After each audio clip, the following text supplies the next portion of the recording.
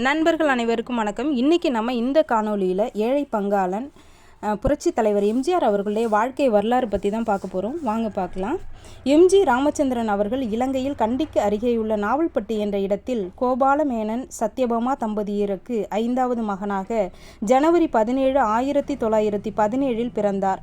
இவருடைய தந்தை கோபாலன் மேனன் கேரளாவில் வழக்கறிஞராக பணியாற்றி அந்தமான் தீவில் உள்ள சிறை குற்றவியல் நீதிமன்ற நீதிபதியாக பதவியேற்று ஆங்கிலேயரின் அடக்குமுறை ஆட்சி என்பதால் சிறை கைதிகளுக்கு தூக்கு தண்டனை அளிக்கும் நீதிபதியாக இருந்தார்.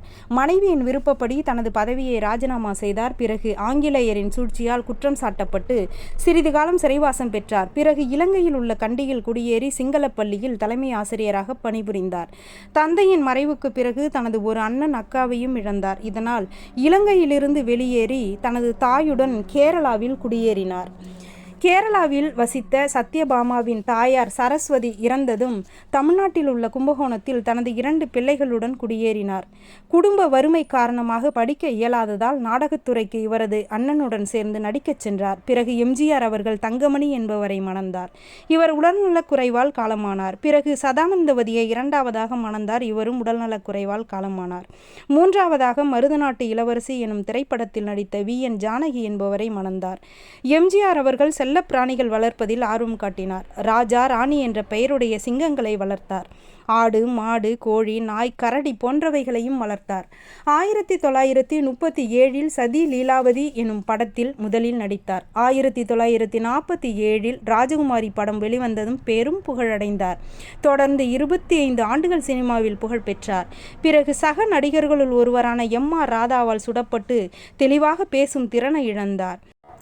இந்த சம்பவத்திற்கு பிறகு காவல்காரன் திரைப்படம் மாபெரும் வெற்றி பெற்றது. இவரது நடிப்பில் கடைசியாக வெளிவந்த படம் மதுரையை மீட்ட சுந்தர பாண்டியன் என்பதாகும். இவரது அரசியல் வாழ்க்கை திராவிட முன்னேற்றக் கழகத்தில் முக்கிய உறுப்பினராக திகழ்ந்தார். இக்கட்சியின் பொருளாளராக நீண்ட காலம் பணியாற்றினார். கலைஞர் கருணாநிதியுடன் நட்பாக இருந்தார். அறிஞர் அண்ணாவின் மறைவிற்கு பிறகு கலைஞர் கருணாநிதி முதல்வரானார். சில முரண்பாடு காரணமாக அக்கட்சியை விட்டு எம்ஜிஆர் அவர்கள் வெளியேறினார். 1972 அண்ணா திராவிட முன்னேற்றக் கழகம் என்ற பெயரில் புதிய கட்சி ஒன்றை அவரின் தொண்டர் அனகாபுத்தூர் ராமலிங்கம் ஆரம்பித்தார். அந்த கட்சியில் உறுப்பினராக சேர்ந்து அதன் தலைவராகவும் பொதுச் செயலாளராகவும் பணியாற்றினார். பின்பு அக்கட்சி அனைத்திந்திய அண்ணா திராவிட முன்னேற்றக் கழகமாக மாறியது.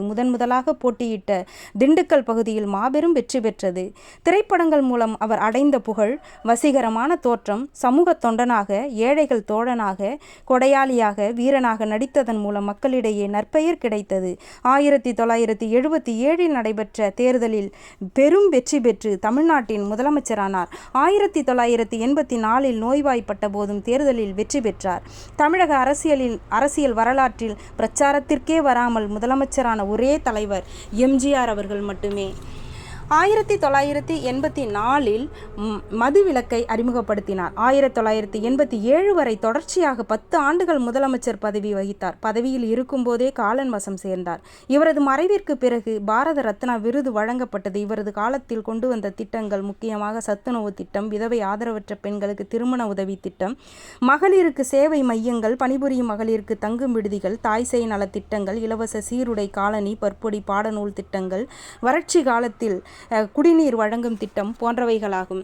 மேலும் இவர் முதலமைச்சராக இருக்கும்போது ஈழத்திற்கு வெளிப்படையான ஆதரவினை அளித்துள்ளார் என்பதை பிரபாகரன் அவர்களின் பேட்டியின் மூலம் நாம் அறிய முடிகிறது. ஆயுதம் வாங்கி இலங்கைக்கு கொண்டு சென்று தமிழ் மக்களை காப்பாற்ற 2 கோடி ரூபாய் வழங்கியதாகவும், அந்த உதவி இல்லை என்றால் இந்த அளவிற்கு இயக்கம் வளர்ந்திருக்காது என்று பிரபாகரன் அவர்களே பேட்டியில் கூறியிருக்கிறார். மேலும் எம்ஜிஆரை அண்ணன் என்று அழைத்ததாகவும் கூறியிருக்கிறார். பல உதவிகளை செய்து எம்ஜிஆர் அவர்கள் இறப்பதற்கு 1 வாரம் முன்பு 40 லட்சம் ரூபாய் வழங்கியுள்ளார். எம்ஜிஆரின் மறைவிற்கு பிறகு பிரபாகரன் வெளியிட்ட இரங்கல் செய்தியில் தமிழ் ஈழ விடுதலை புலிகளின் கண்ணீர் அஞ்சலி என்று கூறியுள்ளார். இவர் பெற்ற விருதுகள்: சிறப்பு முனைவர் பட்டம், பாரத் விருது, அண்ணா விருது, பாரத ரத்னா விருது, பத்மஸ்ரீ விருது. இவர் எழுதிய நூல் நாடோடி மன்னன் என்பதாகும். இவரின் சுயசரிதை தொடர் ஆனந்த விகடனில் நான் ஏன் பிறந்தேன் என்ற தலைப்பில் வெளியானது.